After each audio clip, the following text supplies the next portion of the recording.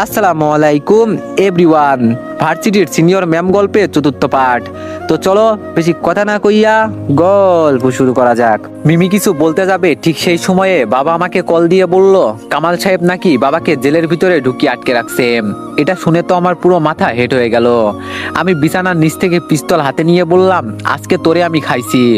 আপু ভয় পেয়ে আমাকে জড়িয়ে ধরে বলল, কি হয়েছে ভাই, তুই পিস্তল হাতে নিয়ে কোথায় যাস?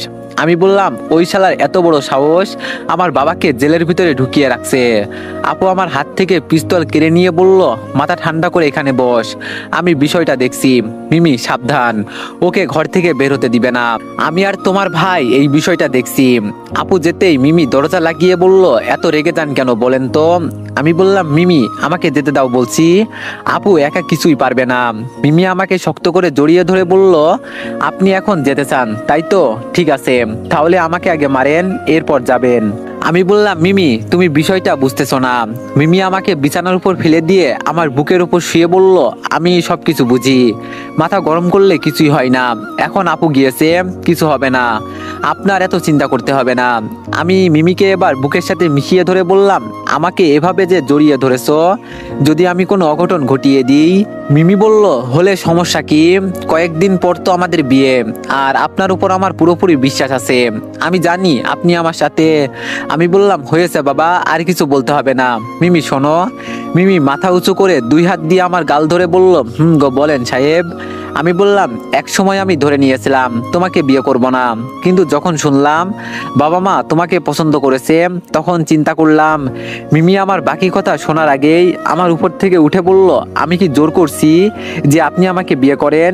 আমি জোর করে কারো সাথে কিছু করতে চাই না, আপনি আপনার পছন্দ মতো বিয়ে করে নেন, আমি না করব না।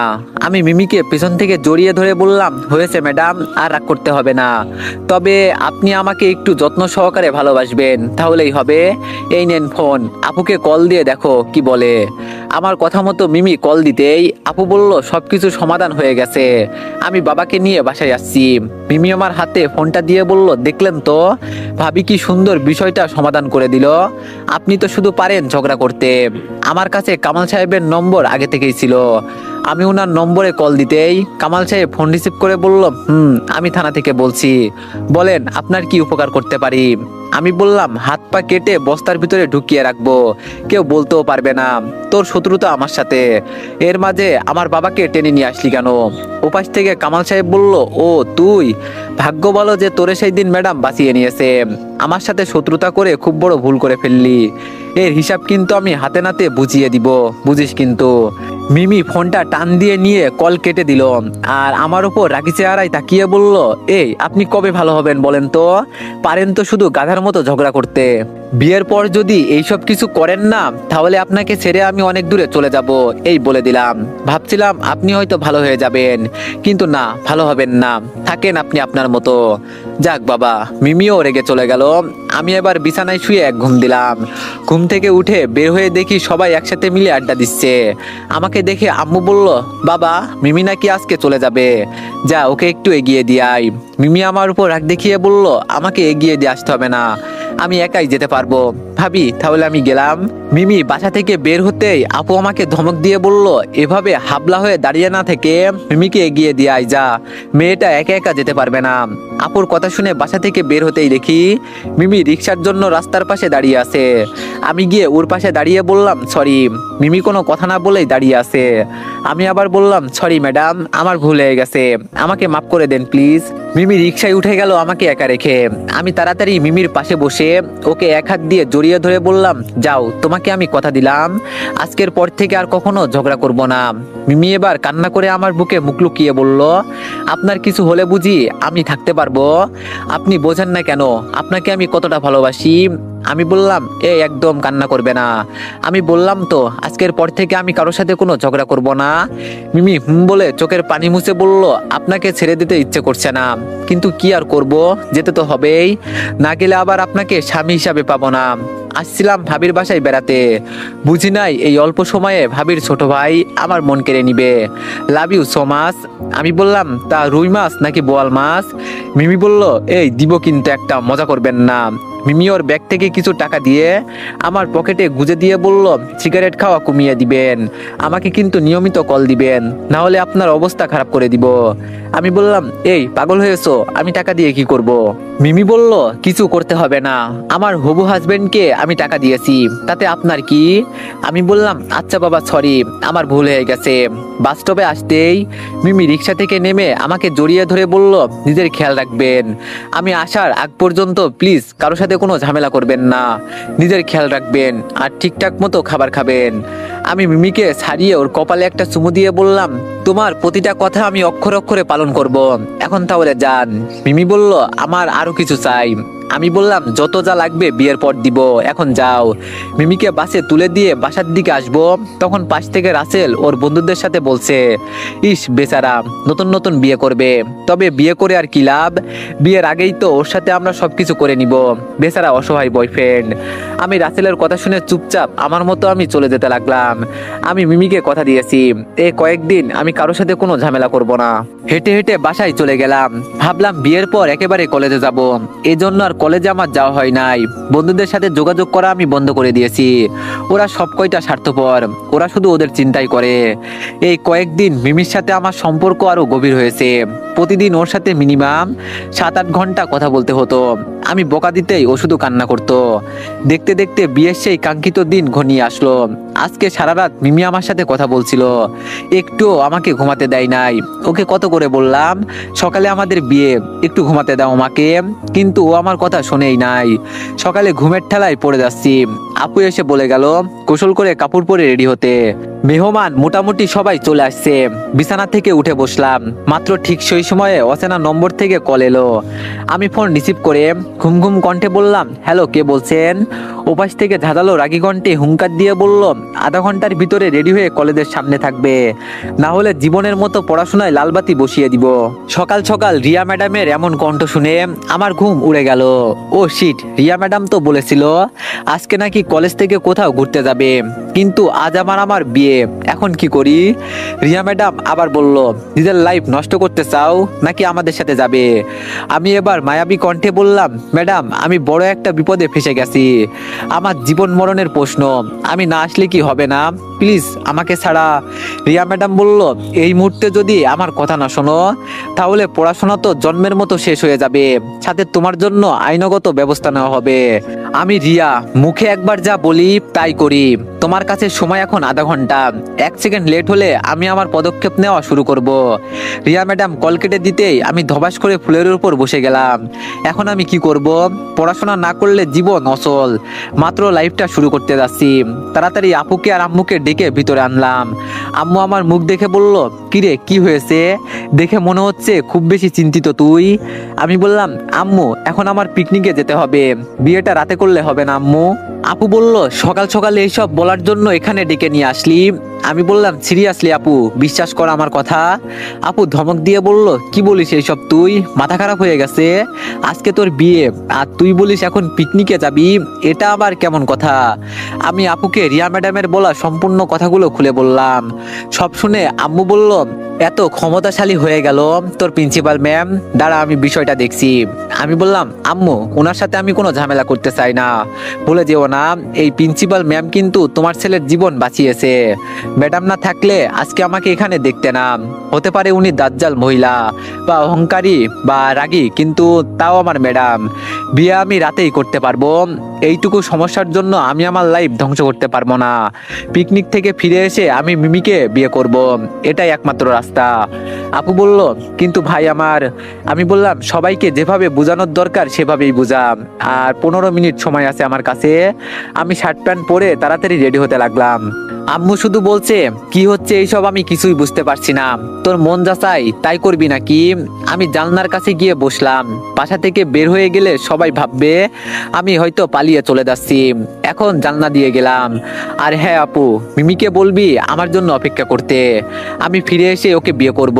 জানালা দিয়ে বের হয়ে রিক্সা খুঁজতে লাগলাম, কিন্তু গাড়ির যেই জ্যাম, গাড়িতে গেলে 1 ঘন্টার সময় তো পার হয়েই যাবে, এর থেকে দৌড়ে যাই, এটাই আমার জন্য ভালো হবে।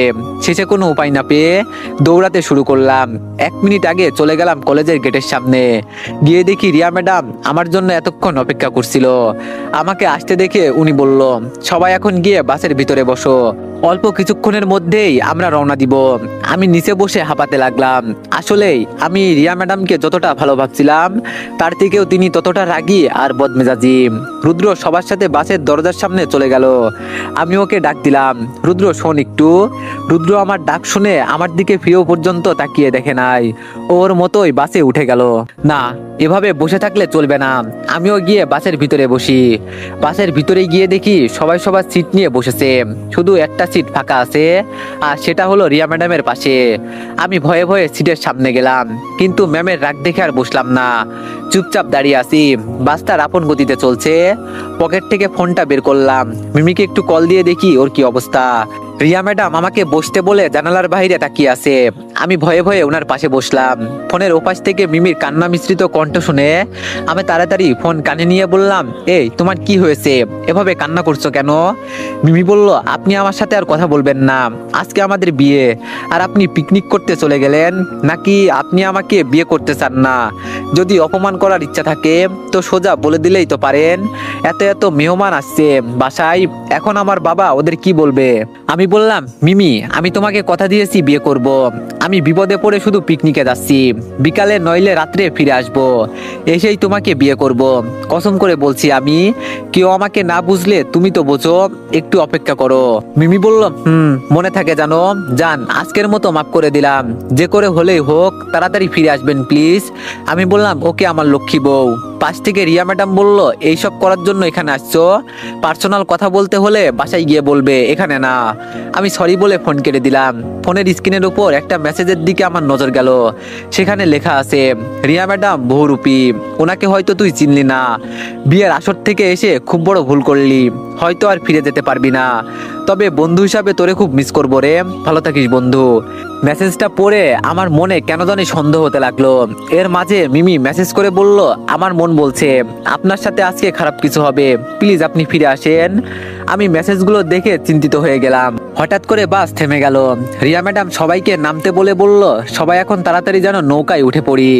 বাস থেকে নামতেই সামনে সুন্দর একটা দৃশ্য দেখে মনটা জুড়িয়ে গেল। চারিদিকে শুধু পানি আর পানি, মাঝখানে ছোট্ট একটা পাহাড় দেখা যাচ্ছে। আমার মনে হয় ওখানেই ম্যাডাম যাবে। সবার সাথে আমিও নৌকায় উঠে গেলাম। এতগুলো মানুষের মাঝে আমার নিজেকে কেমন যেন অসহায় অসহায় লাগছে। চুপচাপ নৌকায় বসে আছি একা। এর ভিতরে রিয়া ম্যাডাম আমাকে ডেকে বলল, এখানে এসে বসো তুমি। রিয়া ম্যাডাম নৌকার সামনে ছোট্ট একটা চেয়ারে বসে আছে। সামনে থাকা চেয়ারে আমাকে বসতে বলল।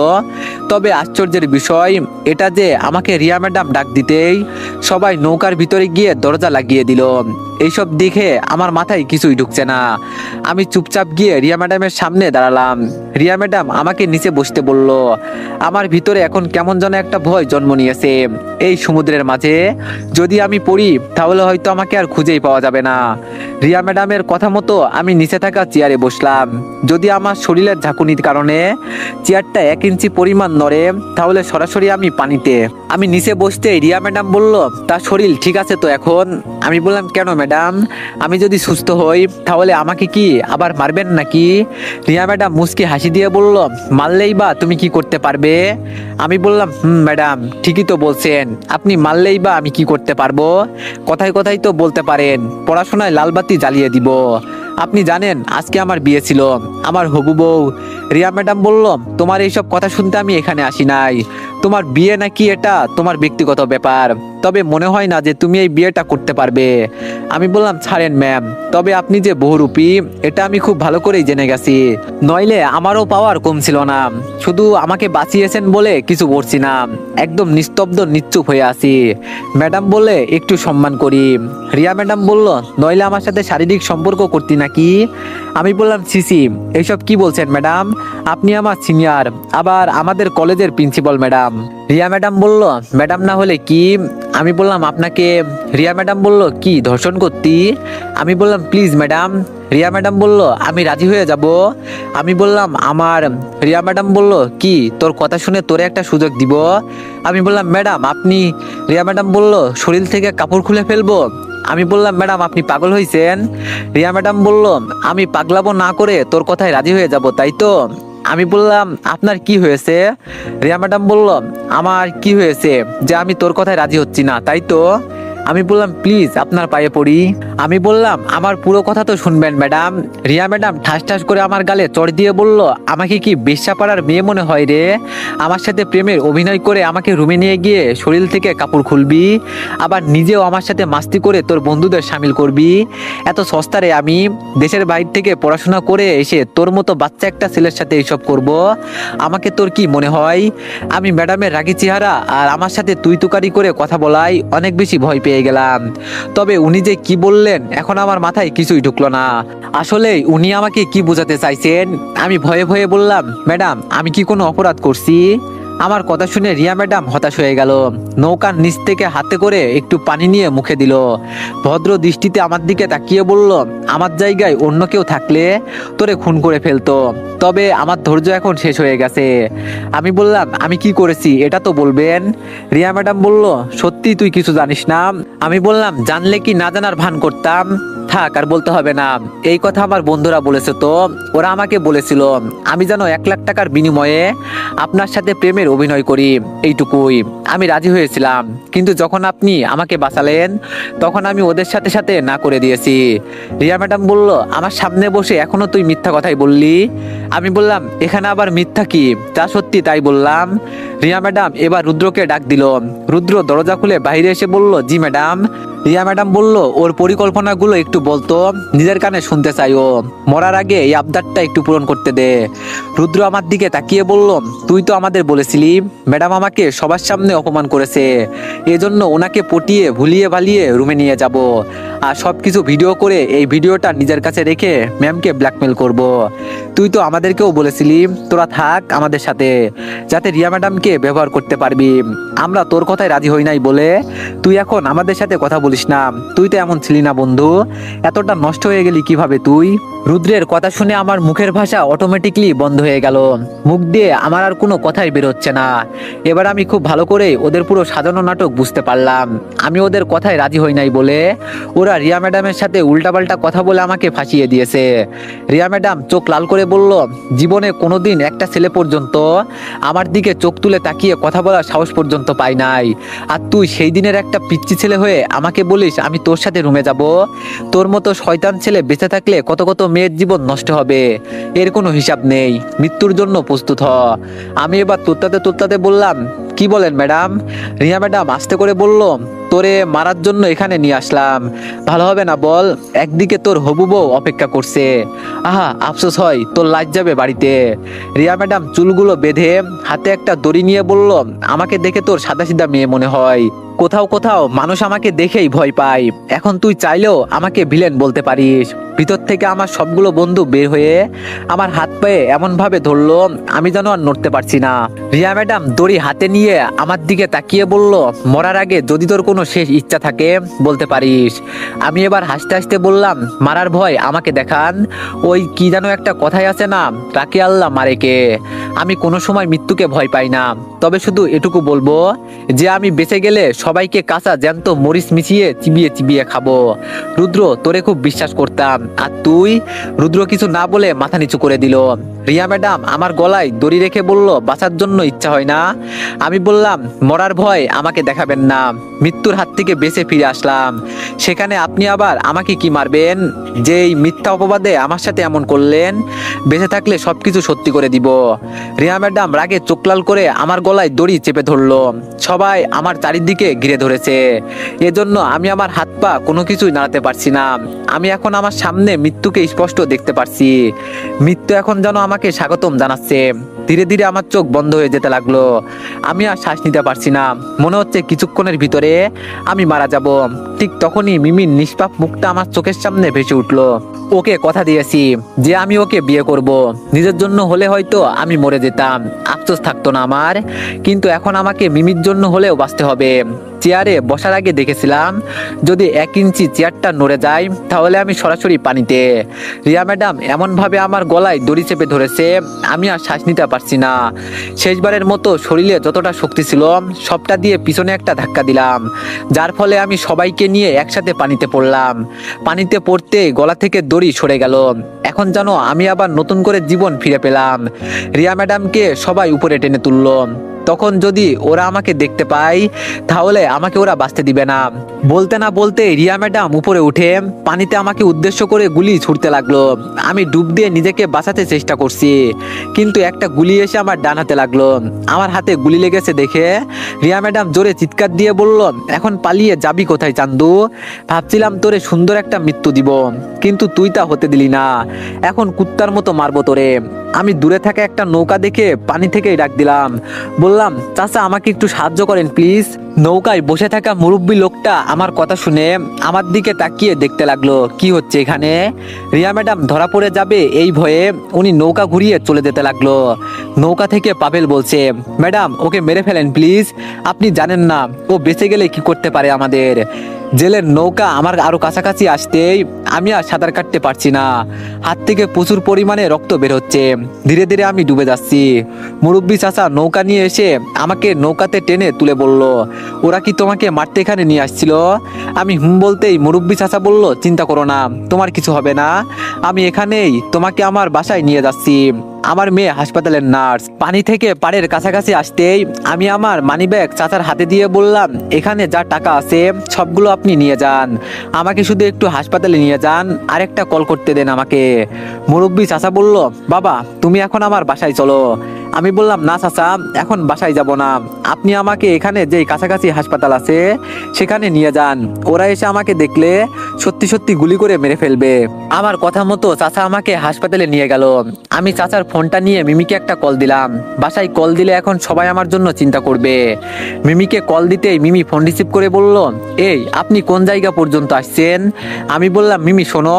মিমি বলল, এই আপনার কি হয়েছে, আপনার কণ্ঠে এমন লাগছে কেন? আমি বললাম, মিমি কাউকে কিছু বলার দরকার নেই, আমি একটা ঠিকানা দিচ্ছি, ওখানে চলে আসো, আমার হাতে গুলি লেগেছে। মিমি আমার কথা শুনে হাউমাউ করে কান্না করতে করতে বলল, আমি আপনাকে আগেই বলছি আপনি ফিরে আসেন, কিন্তু আমার কথা শুনলেন না। কিভাবে কি হলো আপনার? আমি কি সবাইকে? আমি বললাম, কাউকে কিছু বলতে হবে না, তুমি আগে এখানে আসো। আর কান্না করছো কেন? আমার তো তেমন কিছুই হয় নাই, শুধু একটা গুলি লেগেছে। আমি কল কেটে দিয়ে চাচাকে বললাম, চাচা আপনাকে যে কিভাবে ধন্যবাদ দিব এর ভাষা পাচ্ছি না। চাচা বলল, আরে না বাবা, আমি তো আমার কর্তব্য পালন করেছি, কিন্তু তোমাকে কে বা কারা মারতে এসেছিল? আমি বললাম, ছাড়েন চাচা, আমি এইসব বলতে চাই না, কাছের কেউ এভাবে বুকের মাঝে ছুরি ঢুকিয়ে দিবে তা বুঝতে পারি নাই। আমি চাচার কাছ থেকে ফোনটা নিয়ে রুদ্রর নম্বরে কল দিলাম। রুদ্র ফোন রিসিভ করে বলল, হ্যালো কে বলছেন? আমি জোরে হাসি দিয়ে বললাম, মৃত্যুর খেলার জন্য প্রস্তুত আছিস তো? এক একটাকে কুচুকাটা করব, বিশ্বাসঘাতকতা করলি না, এর ফল পাবি। পারলে খুব শীঘ্রই দেশ ছেড়ে পালিয়ে চলে যা। আমি যদি এক বাপের পোলা হই তাহলে তোর ম্যাডামকে বলে দিস, উনি বলেন নাই ওনাকে আমি রুমে নিয়ে যাব, সেই ইতিহাস বাস্তব করব আমি। তোরা যেই মিথ্যাকে সত্যি বললি সেটা আমি সত্যি করেই ছাড়বো। আমাকে তো তোরা খুব ভালো করেই চিনিস। এই পর্যন্ত বলে আমি কল কেটে দিলাম। চাচা আমার দিকে তাকিয়ে বলল, এমনটা করা কি ঠিক হবে বাবা? কারোর উপর এত রাগ দেখাতে নেই। আমি বললাম, চাচা আপনার কত কাজ আছে, আপনি যান, আমার হবু বউ আসছে। চাচা বলল, একা থাকতে পারবে তো? দাঁড়াও আমি আমার মেয়ের সাথে তোমাকে পরিচয় করিয়ে দিই। এরই মাঝে দরজা ঠেলে মিমি ভিতরে ঢুকে আমাকে বেডের উপর দেখে দৌড়ে আমার কাছে এসে আমার হাত দেখতে লাগলো। এবার আমার দিকে তাকিয়ে চোখের পানি ছেড়ে দিয়ে বলল, আজকে আমাদের বিয়ে ছিল, আর আমি আগেই আপনাকে বলছি যে যাবেন না, কিন্তু আমার কথা শুনলেন না। এখন হলো তো, বাবা মা দেখলে কি বলবে? আমি মিমিকে জড়িয়ে ধরে বললাম, কান্না করো না, আমার কিছু হয় নাই, একটু আহত হয়েছি এই আর কি। মিমি বলল, এটাকে আহত বলে? আমি আজকে সারাদিন শাড়ি পরেছিলাম, ভাবছিলাম আপনি কখন আসবেন, কিন্তু আপনার কোনো খোঁজ খবরই নেই, আর এখন আপনার এই অবস্থা। আমি বললাম, আচ্ছা ছাড়ো এসব, এখন চলো বাসায় যাই। মিমি বলল, আগে বলেন আপনাকে কে গুলি করেছে? আমি মিমির কথা শুনে চাচাকে বললাম, তাহলে আজকের মতো আসি আমি, অন্য একদিন আপনার সাথে দেখা করব। ভালো থাকবেন চাচা। চাচাকে বিদায় দিয়ে হাসপাতাল থেকে বের হলাম, মিমিকে নিয়ে বাড়ির উদ্দেশ্যে রওনা দিলাম। বাসার কাছাকাছি আসতেই তো এভরিওয়ান, নেক্সট পার্টের জন্য সবাই একটু বেশি বেশি লাইক আর একটা করে কমেন্ট করে দিয়েন। ধন্যবাদ।